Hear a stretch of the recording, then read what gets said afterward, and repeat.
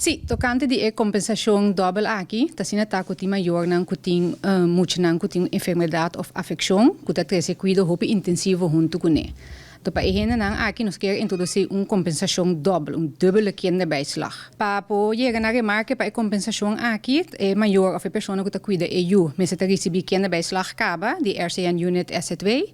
Também é muita, mas tem entre 3 e 17 anos de idade e para muita, mas ter a determinar que tem cuidado intensivo relatado à enfermidade ou afecção que é muita tem. Que men se por mês de novembro é muita tem 2 anos, por 5 de novembro ela cumpre 3 anos e pode aplicar.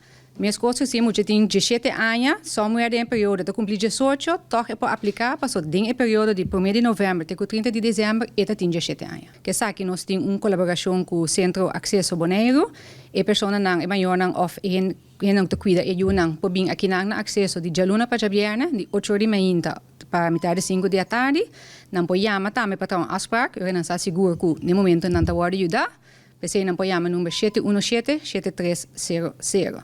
Todas as informações e formulários não estão acessível via de nosso website www.rijksdienstcn.com. O montante que o cidadão está recebendo viaje está $1.437. Sabe que o montante bruto, se que a pessoa está ganhando mês ou mais com o minimum loan, que é também queda com $1.000 neto dentro do